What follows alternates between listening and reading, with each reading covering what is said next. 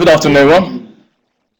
My name is Ozgur, and we're all here for the photography, the shutter speed seminar, correct? Just making sure. Right, great. Okay, we'll start in a second. So, who do we have here? What do you guys do? Are you photographers? Are you just interested in photography? Or did you not find anything else that was more interesting than this session? Or why are we here? What do you do? Photographers, mainly? Yeah? Do you all have your cameras? Not with you, obviously. Yeah? Okay. Well, nice to meet you. I'm a photographer as well. And today we'll just be talking about shutter speed. Of course, you can't talk about shutter speed just by itself. It has to relate to some other areas like the ISO of the camera, the aperture, the type of lens you have, lighting conditions, and the size of the chip that you're using, and what have you. But I'll try and focus mostly around shutter speed, and when we come to the other subjects, I'll try and explain what they are as well, really briefly. Okay, so let's start from the very basics. Today we generally talk about DSLRs, right? And this doesn't have to be, this shutter speed applies to any type of camera that you have, including your eyes. Okay, you can think of your eyelids as shutter speed. We'll explain how that works as well. But mainly today we're dealing with DSLRs. And anyone know what they stand for, DSLR? The letters stand for? Apart from you. Digital single lens reflector. Okay, that's great. Not reflector, digital single lens reflex. Okay, let's dig that down a little bit more. What does that mean? Why is it digital single lens reflex? Well, it's digital because it's not using a film, it's not analog. So it uses a little chip at the back of the camera as opposed to a pellicle film. That's why it's digital. And it's single lens. At this point you may be thinking, well, of course it's a single lens. Idiot. What else can it be? Well, it can be a twin lens reflex camera, which would look like this. Anyone seen one of these before? Most of the times that you see these in old movies and everything. This is called a TLR. It's a twin lens reflex camera, and this is how it works. Now, you as a photographer would be looking through this upper lens. Okay? So you'd be framing, positioning your subject and what have you through this upper lens. And the film that you had would be placed right behind this lower lens.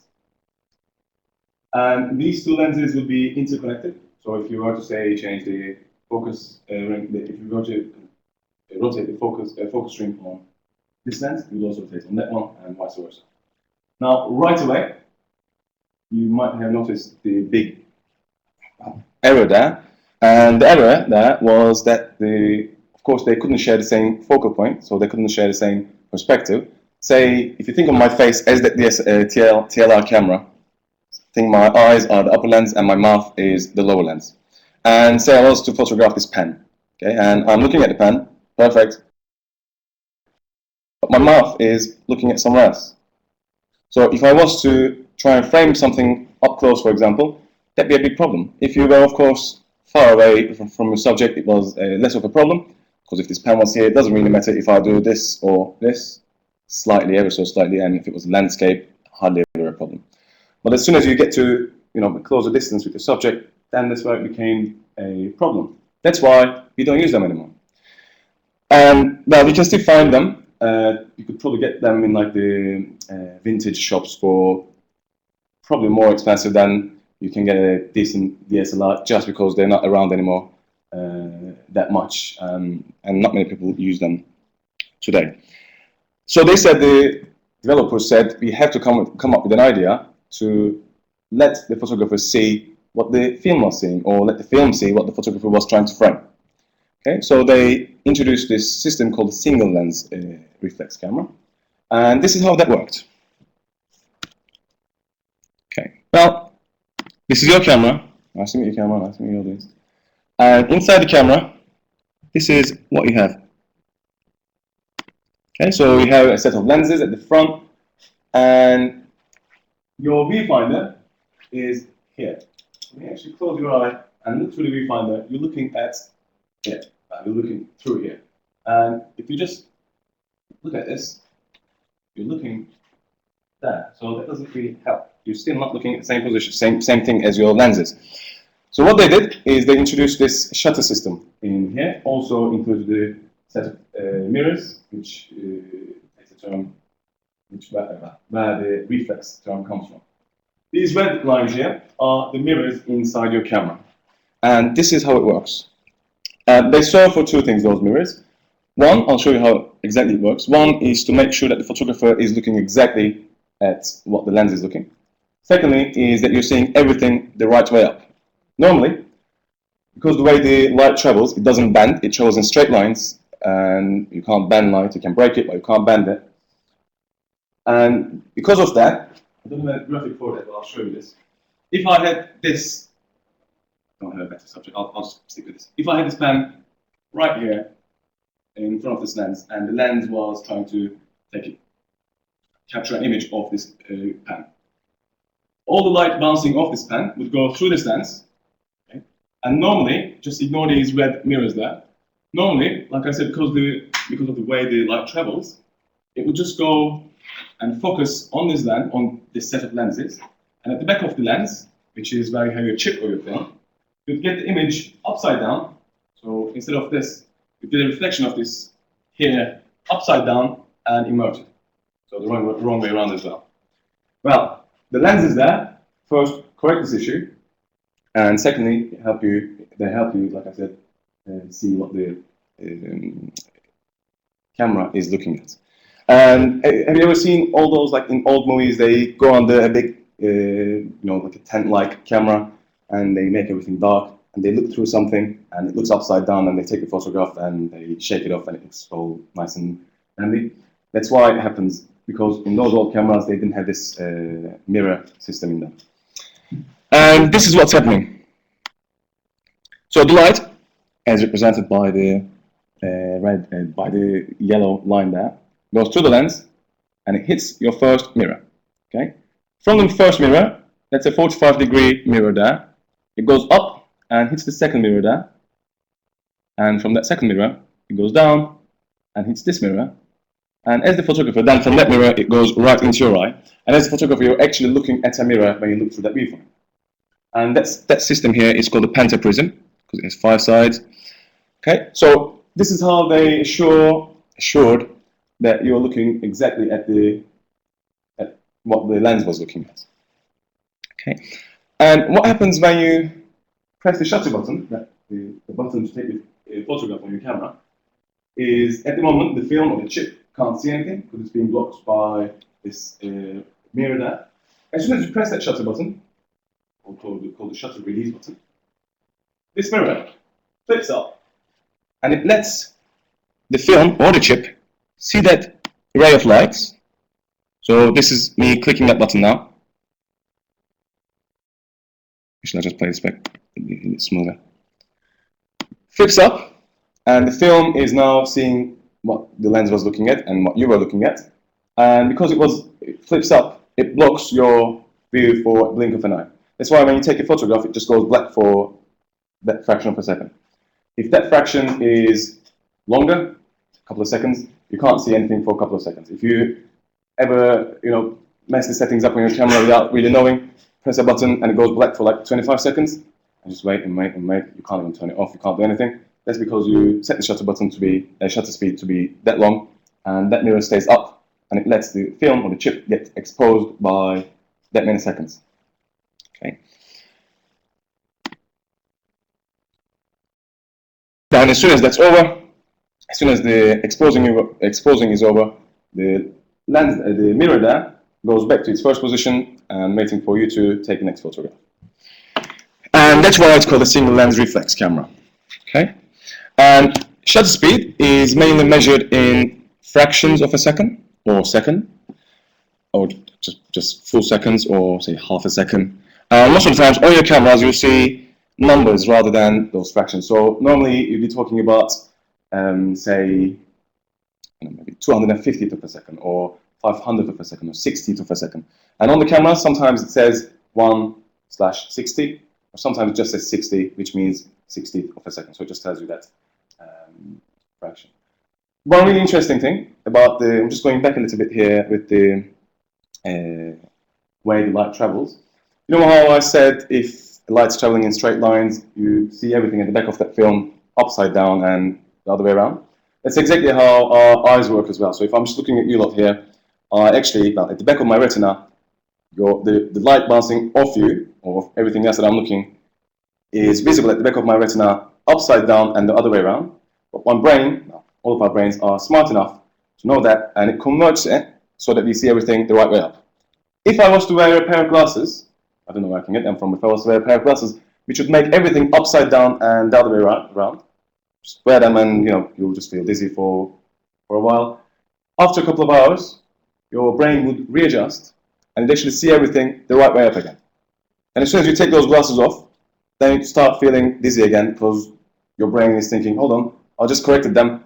What's everything, why everything's behaving this way?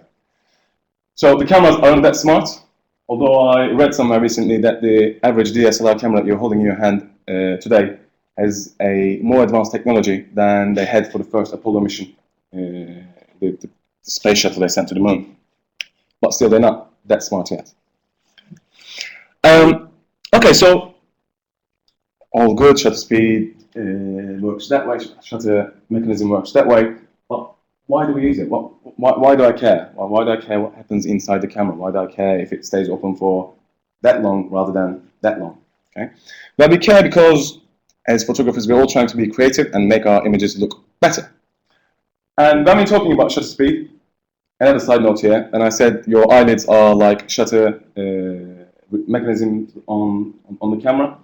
On average, a blink of an eye is somewhere between 60th of a second and 100th of a second. So when you blink, it goes that fast. Now keep that in mind. That's a fast move, right? My eyelids do when I blink each time. It's a fast move. This fast movement can be multiplied by tens. So when we talk about shutter speed, we can talk about, say, 16,000th of a second or 8,000th of a second. And we see why that may be useful, or why it can become handy. Now, let's see what we can do. Just button up here. I can't see much here.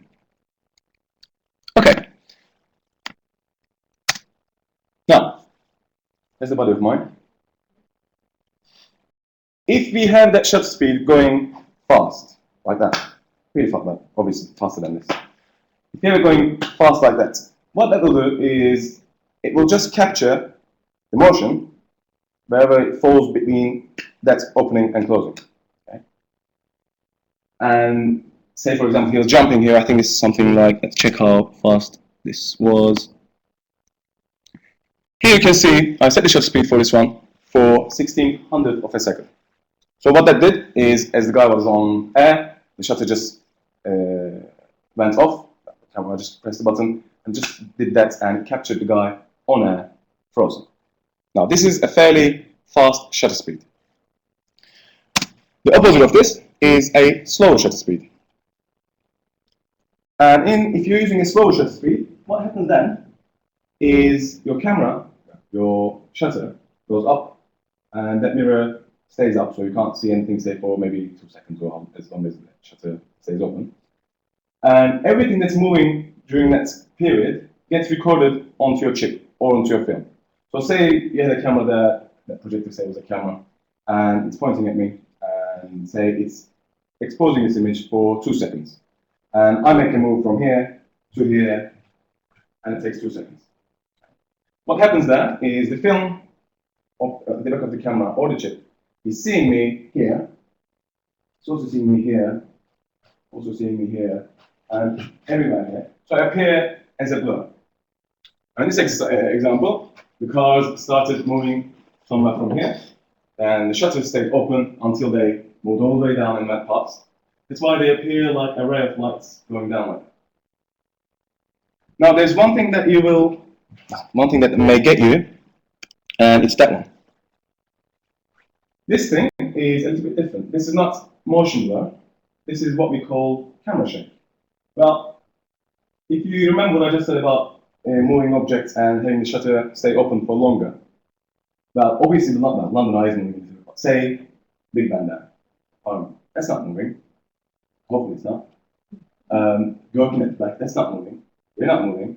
Nothing's moving, but the image is blurry. This is a camera shake. What this means is the photographer couldn't hold the camera still as they were taking this photograph and shaking it ever so slightly maybe, but it still registers. So instead of, now we can think of this, if you like, everything, the camera is still, everything in the photograph is moving by the same amount, which can't obviously happen, so the camera shakes a little bit, and it's an effect that you get. This is called camera shake, not motion blur. And there's no set rules for this, but as a rule of thumb, I'd say, if you go anywhere below 60th of a second with your shutter speed, you are in the red zone, you may get camera shake. But that's not, that depends on what you're shooting, that depends on how steady your hands are, that depends on the type of lens you're using. Some lenses today, they use the image stabilization technology. It'll be written on the side of the lens as IS or iOS, and with those ones you can go lower. And it also depends on the focal length of the lens as well. So this becomes more of a problem if you're using, say, a zoom lens. If your focal length is, say, 200 millimeters, so if I'm standing here and taking a photograph of Martin there, say, at the back, and I'm trying to fill his head, fill the frame with his head that big, so I had to use a zoom lens, and say that's, I don't know, 120 millimeter lens. If you go anywhere below 120, if you're using that focal length, again, you're in the danger zone, as a rule of thumb. So what can you do in this case? Well, a couple of things. You can use a tripod, which would be the best solution. You can make sure that you're not on a shaky bridge, like we were here, so it doesn't shake around. Or if you don't have any of those, you can pump up your ISO, so your film becomes more sensitive, which will introduce more noise. And you can go, well, if your film becomes more sensitive using, say, ISO and more noise, it will become brighter, which is what we want. Then to compensate that brightness, you can use a higher shutter speed to make the image darker, but capture the movement, capture the motion a lot quicker. Of course, if you go higher with the shutter speed, if you go, say, from 1 second shutter to, say, 100th of a second, so from here to here, the amount of light that you'll get will be a lot less, so the image will be a lot darker. So to compensate for that, you'll have to play with your aperture and your ISO. And let's see, this is how that looks like. Without going much into aperture and ISO, I'll just briefly tell you what they are. Aperture, you can think of aperture as the pupil in your eye. That controls how much light gets into your camera and how much light hits the back of your camera, say the chip or the film. Okay? It's a little opening like this, and it's measured in F numbers. So we can have it wide open like this, which will let more light in, which will result in a brighter image. Or if you have a smaller opening like this, it will let less light in, and of course your image will be darker. And at this point you may be thinking, well, why do I want to get darker image if I can get a brighter one?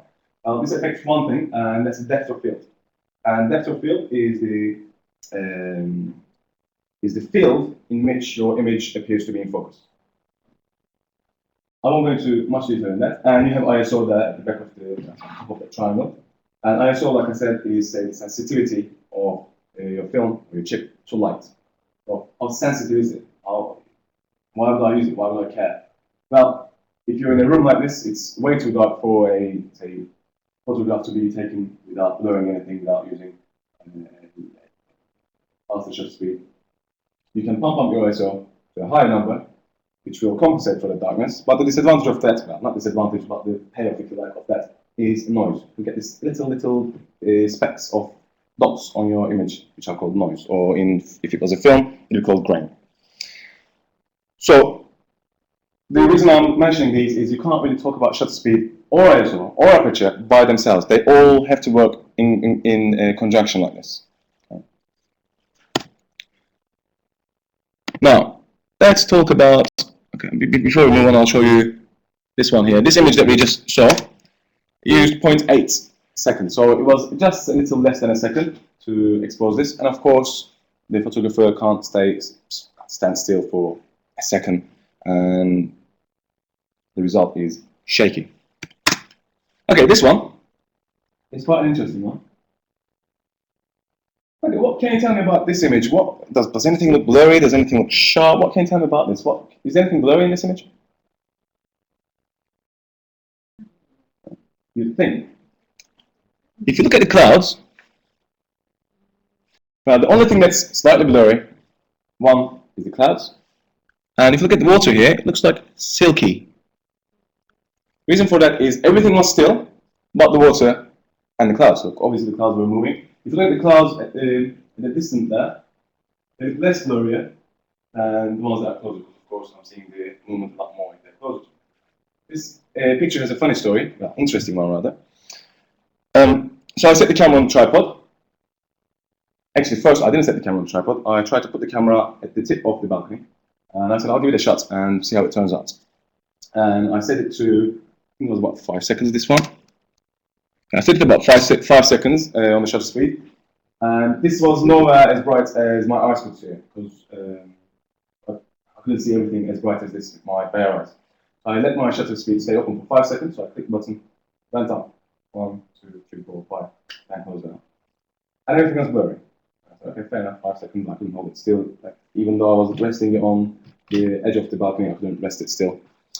So I said, I need to use a tripod. So I picked my tripod up, set it up, put the camera on top of that, pressed the shutter button. 5 seconds later, my image was again blurry. Okay, there's something wrong here. And what I did wrong was when I was pressing down the shutter button, say this was my camera, pressing down the shutter button, ever so slightly, I couldn't even see it. I was just tilting this camera down a little bit like this. So I registered that shutter by clicking, and as I let go of my finger, it went back up like this. So it resulted in a blurry image, because it was recording everything in between that. I said, okay. I had this little device, the remote control. I said, I'll use that so I won't touch the shutter at all. I'll just use that. It's just like a self-timer, which I thought about afterwards. I said, I could just use the self-timer. So I got that remote control. I pressed the remote control. Didn't even touch the tripod. Again, it was blurry. I was like, what the heck is going on? So what I realized was it was a little bit windy. Okay, and the tripod was shaking ever so slightly. I couldn't really feel it much, but if I stuck my head out, I could feel then that it was a little bit windy. So there I was, high up in the balcony, leaning on the tripod to make sure that it wasn't shaking. And this little remote control I had would only work from in front of the camera. So leaning over the tripod, going over the camera like this, right, trying to get the photo down. Then that's when after that I thought I could have just used this half timer. Well, I wasn't smart enough then. So I pressed the remote control and made sure that the tripod didn't shake or anything. And after 5 seconds, I ended up with an image that looked like this. And it was getting late. I said, whatever, it looks all right. I'll leave it there. So the reason why I'm telling you this is it's so easy to get a blurry image if you're not careful. You definitely want to use a tripod. You definitely want to use a tripod which is not 15 pounds. If it's a 15-pound tripod from Jessop's or Jacobs or whatever, they tend to shake a lot. They break easily. You can't really set the levels properly, so you'll always get a tilted image which you have to then correct in Photoshop or whatever. So tripods are your best friends if you're doing night photography like this. This is another one.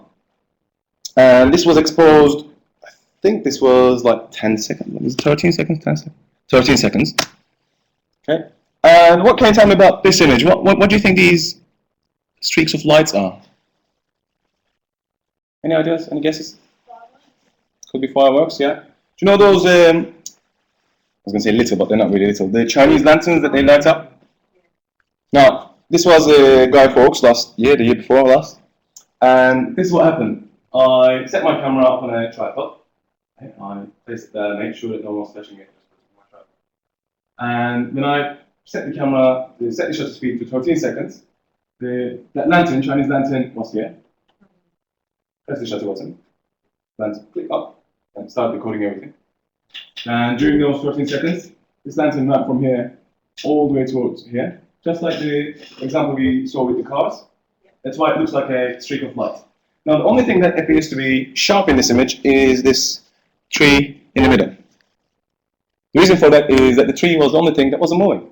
If it was windy, again, I'd get a blurry image on the tree as well. If you look at all these weird ghosty images of people there, that's because this girl, for example, here, when I first pressed the shutter button, she had her head still, then she moved it around, she wasn't standing still, then they all appear as blur. So if she kind of put her head here for, say, more than the rest of the movement, so she maybe stood there still for 2 seconds, that registers as a sharper image than the rest. Same thing with this one as well. And the only thing that was not moving here was, apart from the, of course, background here, was the tree. And this is a little bit interesting. If you look at the top of the tree there, the leaves are blurry, obviously blurry. But if you look somewhere here, it doesn't get sharper than this, because the root there wasn't moving as much as these branches were. Okay. Now, this is also interesting. Again, we're still talking about how fast the objects move and how it affects the end result. Now, this example, of course, will I have used a faster or a slower shutter speed in this one? Faster shutter speed. Yeah. Exactly, because I then would be able to capture, and I was able to capture all these kind of particles of water as particles. And so look, yeah, this is a 4,000th of a second. Now imagine, I said your eyes, when you blink, it goes 60th of a second. That's fast. That's 4,000th of a second. That's a lot faster. Now, the very same image, I'm in the same position, same subject. I just changed my shutter speed to a slower one.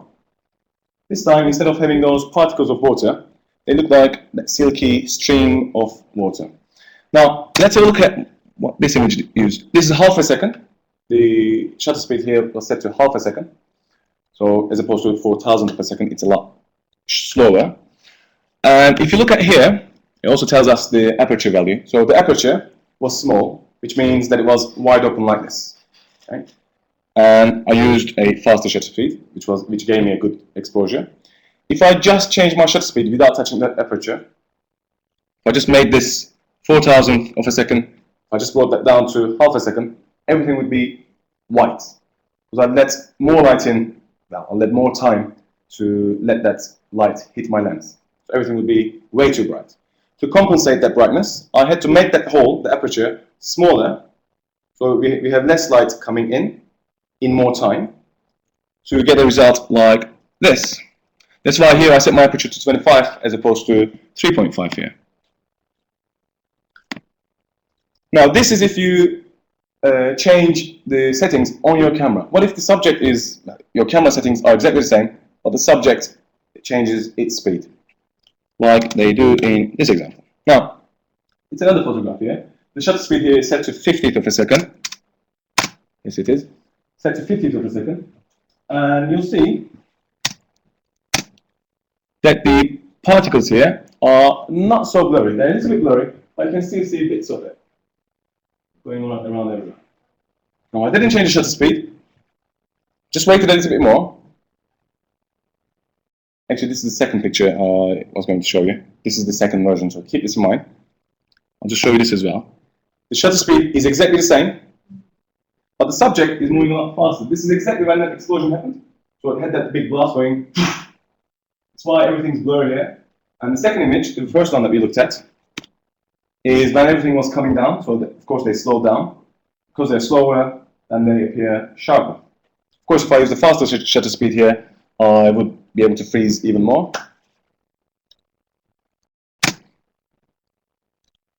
Okay, let's talk about some extremes as well now. When would you go to say, why would you go to thousands and heavy with shutter speed? Well, this is 4,000th per second as well, this image. And obviously it doesn't get any brighter than this, right? I was pointing my camera at the sun, which is almost never a good idea. But that was a cheapish camera, so I said, what the heck. So I was pointing the camera at the sun, and because it was too bright, I had to dial down my aperture. So I had a really tiny hole with my aperture to 29, f29, and it was still too bright.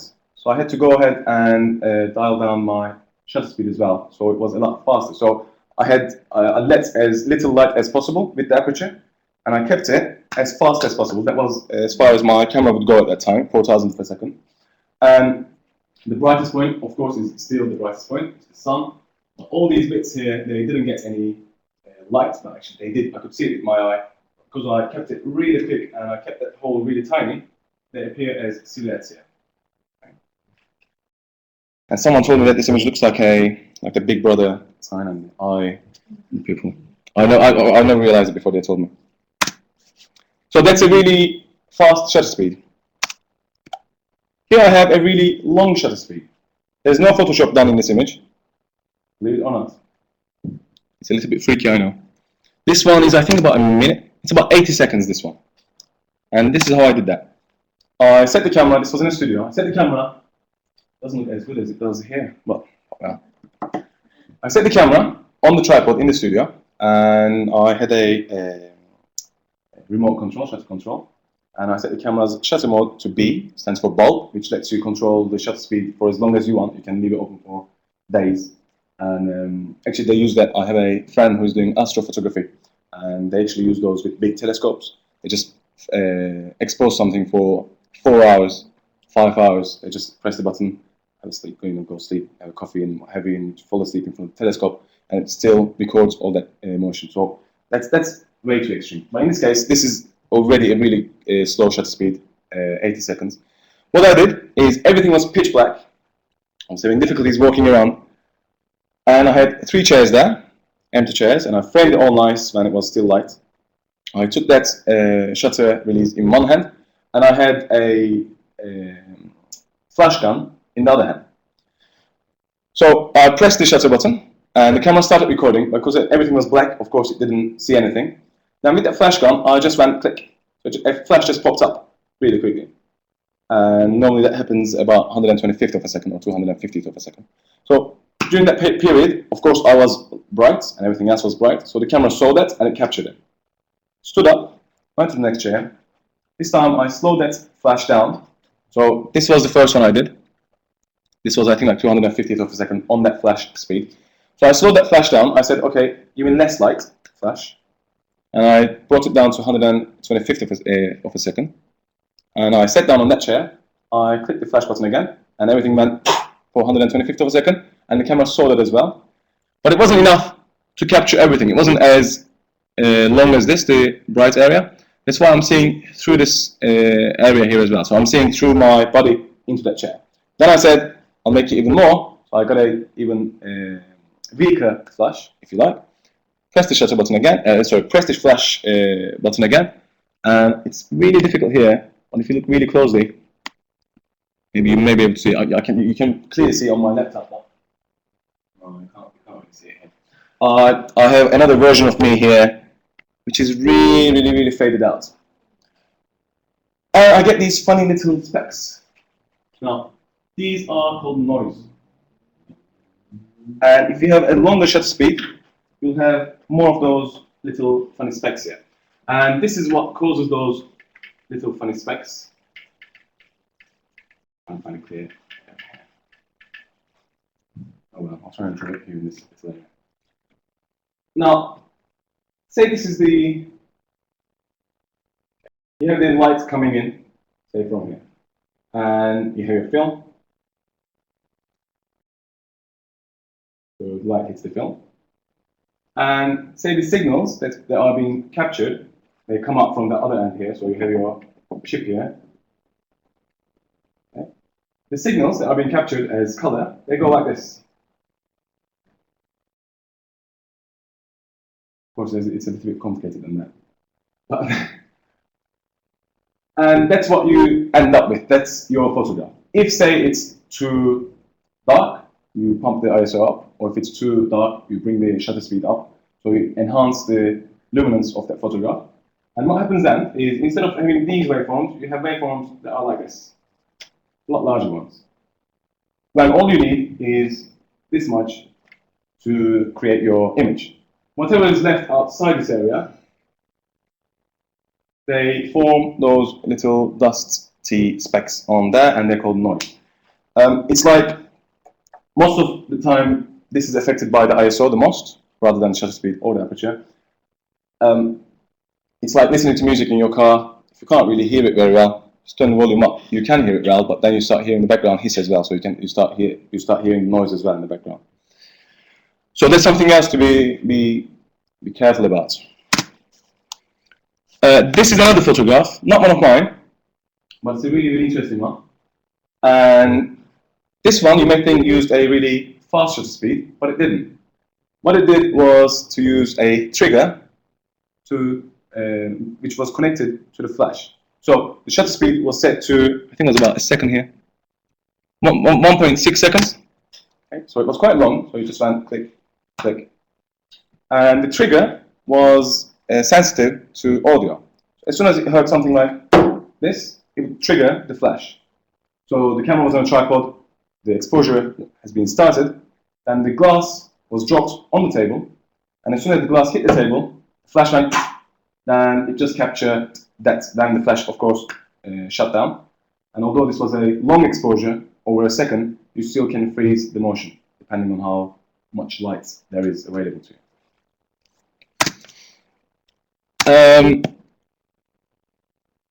Okay, let's get this one. There are some creative uses of this of the shutter speed as well, apart from the very technical ones. This image, for example, there's no Photoshop done in this image. How do you think I could have achieved this image? Any guesses? Or anyone tried this before? Were you moving?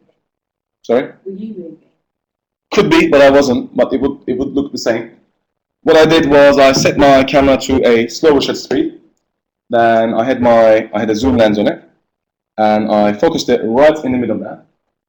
And I pressed the shutter button, and as the image was getting exposed, I just zoomed in to that. Sorry, in that one, I just zoomed out from the center. Of course, the center gets affected the least, this area, because it stays more or less where it is, and everything else zooms out towards that. If you were to do the opposite, to zoom in, all of these would look the other way, so they look like that. And with this, you have to have a slower shutter speed, and in this one, I used 1/6 of a second. Of course, if it was slower, then I could do that a little bit more slowly, that zooming action, and it would still look just as good. And in this one, again, the water there, this is a classic. They always use it even like in Windows sample images or heavy. They always use this water looking like silk. And to achieve that kind of look, again, you want to make sure that your camera is set somewhere still. So I didn't have a tripod there. I just had to put my camera on a piece of stone there to make sure, a piece of rock, and make sure that it wasn't moving. So I had a slower shutter speed. Can't remember how slow it was here. About 20th of a second. And everything that was moving during that period appeared as a blur.